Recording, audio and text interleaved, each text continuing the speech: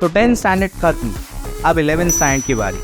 अगर आपका M engineering, medical, pharmacy या साइंस रिलेटेड कोई कोर्स है तो आमिर सर इंस्टीट्यूट आपके लिए लाए हैं उड़ान बैच। इस बैच में आपको महाराष्ट्र की टॉप फैकल्टीज पढ़ाएंगी। आपके लेक्चर्स स्मार्ट बोर्ड पर कंडक्ट कराए जाएंगे। हर वीक में आपके टेस्ट होंगे। आपकी एंट्रेंस के साथ में बोर्ड्स के लिए भी आपको गाइड किया जाएगा। आपका बच्चा वीक हो, एवरेज हो या टॉपर हो, सारे बच्चों पर इक्वली फोकस किया जाएगा और पेरेंट्स की आसानी के लिए ईजी इंस्टॉलमेंट्स प्रोवाइड किए जाएंगे। तो देर किस बात की, अगर आप नीट, जेई, एमएसटी, सीईटी या 11-12 की प्रिपरेशन करना चाहते हैं तो आमिर सर इंस्टीट्यूट को आज ही ज्वाइन करें। अब तिरंगा मोर्चा की जगह दादर शिवाजी पार्क पर मनाया जाएगा जीत का जश्न, ठाकरे बंधुओं ने किया ऐलान।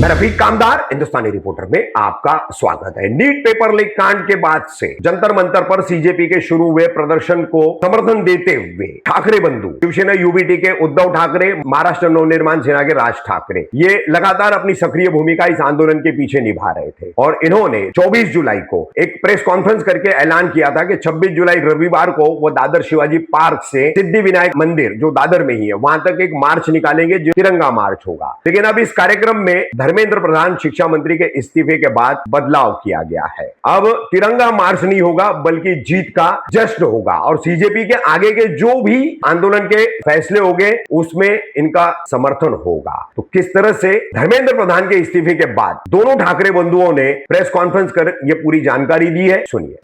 गेले काही दिवस आपला देश अस्वस्थ आहे आणि याचं कारण आपल्याला सगळ्यांना माहिती आहे। मला पहिल्या प्रथम अभिजित दिपके आणि या देशातल्या सर्व तरुणांचं आणि साहजिकच आहे त्यांना न घाबरता समर्थन देणाऱ्या त्यांच्या पालकांचं अभिनंदन करायचं, कारण हा विषय केवळ एका राजीनाम्यापुरता मर्यादित नव्हता। या तरुणांनी देशाला भयाच्या छायेतनं बाहेर काढलेलं आहे। गेले 12 वर्ष जवळपास रोज काही ना काहीतरी दबाव देशाच्या जनतेवरती सरकारकडनं टाकला जात होता। मग ते नोटबंदी असेल, इतर काही गोष्टी असतील आणि जणू काही या देशामध्ये आता लोक शिल्लक राहिलेलीच नाही आहेत, ती सगळी झुरळं आहेत, याप्रमाणे हे सत्ताधारी वागत होते। आज मला तो एक डायलॉग आठवला, तो पिक्चर मधला कुठला होता ना, एक मच्छर साला आदमी को, यशवंत सिनेमाचा। तसं एका झुरळाने हुकुमशहाला झुकवलेलं आहे आणि ज्या तरुणांना झुरळ म्हटलं त्यांनी सुद्धा लक्षात ठेवलं पाहिजे की आपण केवळ खुर्चीत बसलाय म्हणून डोक्यात माज गेलाय असं वागू नका। देशातली युवा शक्ती ही जर का एकत्र आली तर काय करू शकते त्याची झलक आहे। मी आपल्यासमोर किंवा आम्ही सगळे आपल्यासमोर येण्यापूर्वी अभिजित दिपकेचं एक ट्विट पाहिलं आणि त्यांनी सांगितलं की आंदोलन अजूनही आम्ही मागे घेतलेलं नाही, कारण अजून 2 मागण्या त्यांच्या बाकी आहेत। महत्वाची मागणी होती ती धर्मेंद्र प्रधान यांच्या राजीनाम्याची। आता त्यांनी राजीनामा दिलाय का त्यांचा खाते बदल केलाय याच्यावरती अजून काही स्पष्टता नाही, पण त्यांनी राजीनाम्याचं पत्र हे सर्व माध्यमांसमोर दिलेलं आहे।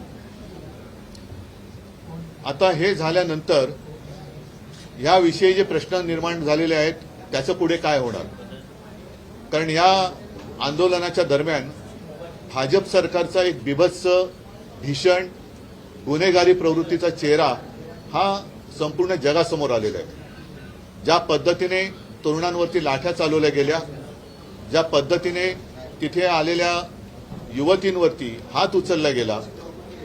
आम्ही जेव्हा गेलो होतो तेव्हा एक ती युवती अत्यंत व्यथित होऊन, व्याकुळ होऊन सांगत होती तिच्या कपड्यांना सुद्धा हात घातला गेला। आता या पोलिसांवरती कोण गुन्हे दाखल करणार आणि साध्या वेशामधले जे गुंड हे तिकडे घुसवले गेले होते यांना शोधून त्यांच्यावरती कारवाई करणार की नाही, आणि एकूणच या विद्यार्थ्यांवरती जर कुठेही जर गुन्हे दाखल केले गेले असतील तर हे मागे घेणार आहेत की नाही हे आता अमित शहानी सांगितलं पाहिजे.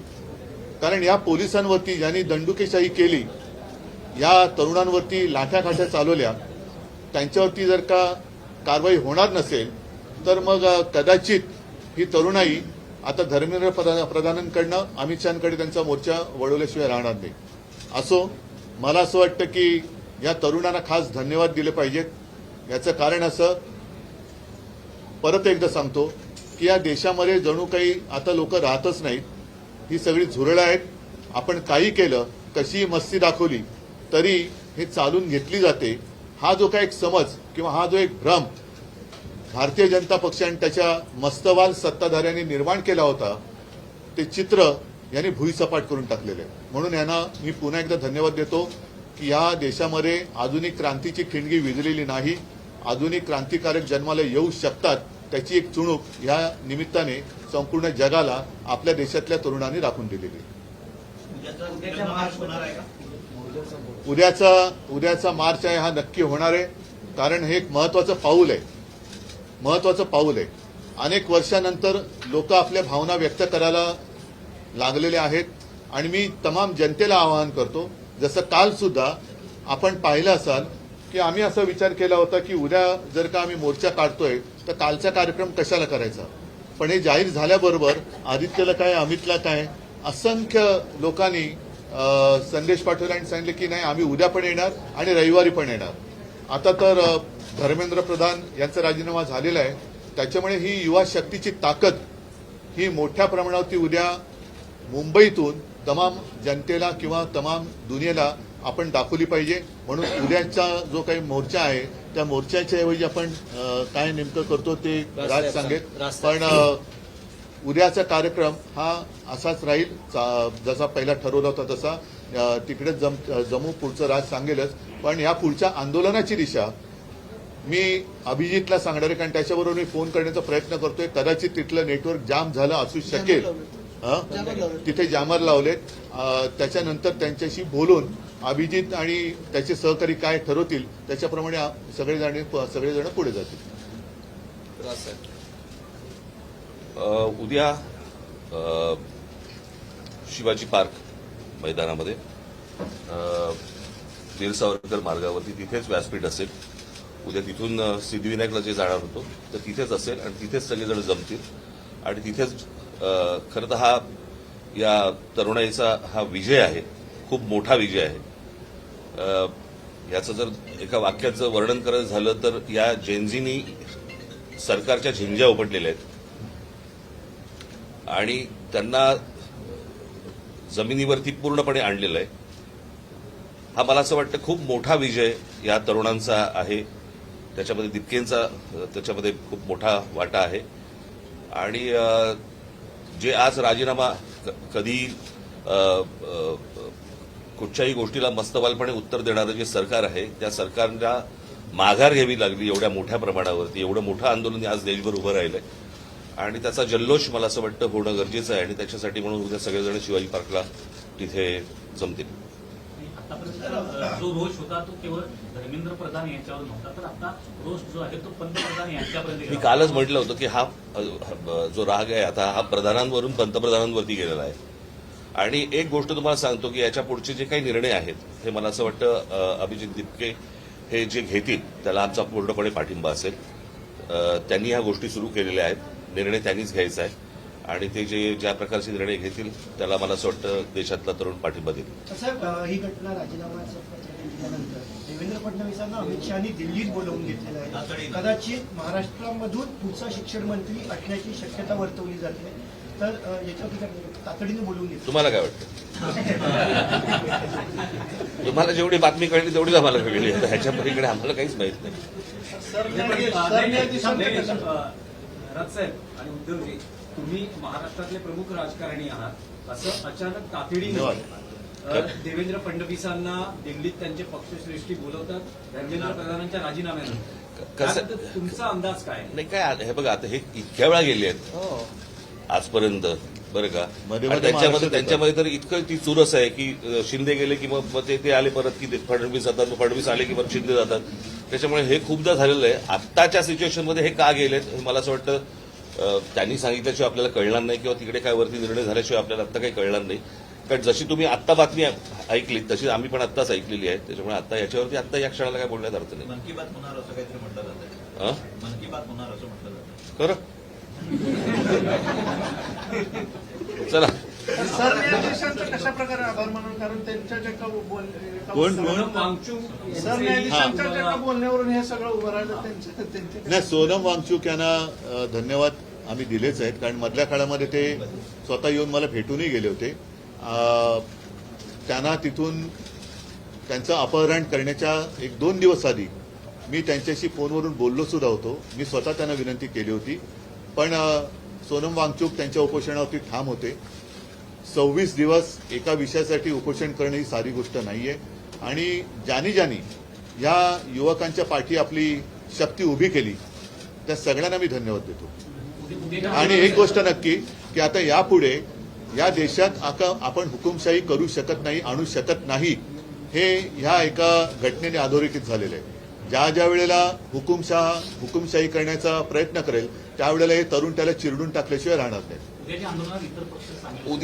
उद्या जो आम्ही सगळेजण तिथे आहे ते ह्या संपूर्ण तरुणांचं खऱ्या अर्थाने अभिनंदन करण्यासाठी म्हणून तो तिथे जल्लोष होईल. पक्षाचे कार्यकर्ते पत्रामध्ये त्यांनी उल्लेख केला आहे की मी कधी असा विचार करत होता की मुलांचं भविष्य खराब व्हावं, जे माफी आहेत त्याच्यातून तर कधीच मी विचार करत होता की मुलांचं भविष्य खराब व्हावं. प्रधान यांनी राजीनामा पत्र देताना मी तुम्हाला एक गोष्ट सांगतो, कदाचित तुम्हाला माहिती असेल, याच्या अगोदर ज्या वेळेला भारतीय जनता पक्ष ज्याला विरोधी पक्षामध्ये होतं, रेल्वे अपघात झाल्यावरती ते रेल्वे मंत्र्याचा राजीनामा मागायचे की नाही?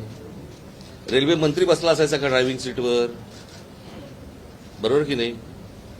एक ड्रायव्हर असायचा ज्याच्या काहीतरी चुकीच्या गोष्टीमुळे रेल्वे अपघात व्हायचा आणि हे राजीनामा मागायचा रेल्वे मंत्र्याचा ना. त्याच्यामुळे त्यांच्या मनात काय आहे, ते शिक्षण मंत्री असताना किती वेळा नीटचा पेपर फुटला ह्याला काही महत्व आहे की नाही? ही पहिल्यांदा घडलेली गोष्ट नाही. आणि 21 मुलं आत्महत्या करतात, त्याचं पाप त्यांच्या डोक्यावर आहे. आज मी ज्या वेळेला तुम्हाला आठवत असेल, मला 16-17ची गोष्ट असेल ना, मी नरेंद्र मोदींशी मी फोनवरती बोललो होतो आणि फोनवरती बोलून मला असं वाटतं त्यावेळेला पण प्रेस घेतली होती. त्यावेळेला मी सांगितलं होतं की मोदींना पण हे सांगितलं होतं, आज शेतकरी आत्महत्या करतायत, उद्या या पेपर फुटीमुळे विद्यार्थी आत्महत्या करतील. हे मी 2017-18ला बोललो होतो त्यावेळेला. आणि आज तीच परिस्थिती झालेली आहे. मला असं वाटतं या सगळ्या गोष्टींची जबाबदारी आता ऑस्ट्रेलियाच्या शिक्षण मंत्र्यांनी राजीनामा दिला, बरोबर आहे, त्यांच्या अधिपत्याखाली खाली असलेल्या कोणाची तरी त्यांनी त्यांच्याकडनं काहीतरी गुन्हा घडलाय, परंतु जबाबदारी म्हणून त्यांनी शिक्षण मंत्र्यांनी राजीनामा दिलाय. त्यांनी तेव्हाच द्यायला पाहिजे होता, इतका वेळ लावायची गरजच नव्हती. हे प्रकरण इतकं ताडलंच नसतं गेलं खरं तर. पण आम्हाला कोण काय करणार हे जे आहे हे या सर्व तरुणांनी सगळ्यांना रस्त्यावरती आणले. त्यात एक असं आहे की नरेंद्र मोदी ज्या समाज माध्यमांचा वापर करून नाही, 2014 दिनेश. सत्तेत आले, त्याच्यावरती त्याचंच माझं व्यंगचित्र होतं ना, परतीचा पाऊस. एकच सेकंड, पण यावेळेस इंस्टाग्राम सगळ्यात जास्त चर्चेत आहे. अहो, ही नाही, या एक मिनिट. हे इंस्टाग्रामवरनच मी काही प्रश्न हे मुद्दामून लिहून घेतले. हे आता शिक्षण मंत्री त्यांची जबाबदारी टाळण्याचा प्रयत्न करत होते. आता हे प्रश्न हे देशाच्या गृहमंत्र्यांना विचारले पाहिजेत, कारण दिल्लीचे पोलीस हे त्यांच्या ताब्यात आहेत, केंद्राच्या. म्हणून एक इंस्टाग्रामवरती मुलांनीच विचारलेले प्रश्न आहेत की पाण्याचे फवारे का वापरण्यात आले नाहीत दिल्लीमध्ये, खिळ्या असलेल्या लाठ्या का वापरण्यात आल्या, त्याच्यानंतर पेलेट गननी म्हणजे गोळीबार करण्याचा आदेश कोणी दिला, तरुण महिलांवरती पुरुष पोलिसांकडून मारहाण करण्यात येईल इतका बळाचा वापर का करण्यात आला, पोलिसांसोबत नागरी वेशातील काही पुरुष विद्यार्थ्यांना दंडुक्याने का मारत होते, बहुतेक पोलीस अधिकारी नावाच्या पट्ट्या का परिधान केलेल्या नव्हत्या, एका महिलेला मारहाण करताना दिसलेल्या वरिष्ठ पोलीस अधिकाऱ्यावर कोणती कारवाई करण्यात आलेली आहे, त्या दिवशी किती धुरांचे गोळे डागण्यात आले, हे त्याच्यानंतर ते काय करंट द्यायचं काय असतं, टेझर गन इलेक्ट्रिक ते दंडुके असतात ना ते. म्हणजे तुम्ही हे याचे प्रश्न याची उत्तर आता अमित शहानी दिली पाहिजेत. बॅरिकेडनं करंट लावले होते. आज सुद्धा तिकडे नागपूरमध्ये आमच्या एका युवती सेनेच्या कार्यकर्तीला काल एवढ्या वाईट पद्धतीने मारण केले आणि तिथल्या पोलीस राजनीस तो विषय घेतला होता. तिथल्या पोलीस आयुक्तांचे संघाबरोबरचे संबंध आहेत. म्हणजे हे सगळे जे आहे आता हे टिकणार नाही. हा विषय आता ही लोक ही तरुण ऐकणार नाहीत. पण ह्या प्रश्नाची उत्तरं आता देशाच्या गृहमंत्र्यांनी दिली पाहिजेत. तुम्ही काल जे मी म्हटलं ना की विद्यार्थ्यांना शिक्षकांनी हात लावू नये, मारू नये. जर मारलं, हात लावला तर त्याच्यावरती शिक्षकावरती कारवाई होते. मग पोलिसांवरती का नाही? मग दिल्लीच्या पोलिसांवरती का नाही? खिळे लावलेले दंडुके घेऊन तुम्ही जर मारणार असाल मुलांना, वाटेल ते बाहेरची माणसं आणून तुम्ही जर समजा त्यांना बडवणार असाल, त्या पोलिसांपेक्षा हे आदेश कोणी दिले, हे असं करा म्हणून कोणी सांगितलं? जर शिक्षकांवरती कारवाईची जर समजा कायदा असेल तर अशा प्रकारे बरं त्यांनी काय केलं होतं पोरांनी की तुम्ही इतकं मारलं? आता तर काहीतरी म्हणजे जेवण बंद करून टाकलं होतं. इथपर्यंत गेलात तुम्ही. उद्धवजी पंतप्रधान आता इंस्टाग्रामवर जास्त लक्ष देत आहेत. सगळे मंत्र्यांना सांगितलं.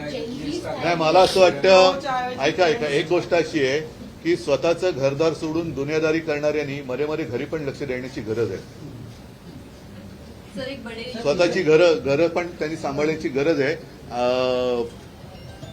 जाऊ रे, पुढचं मला काय बोलण्याची आवश्यकता नाही.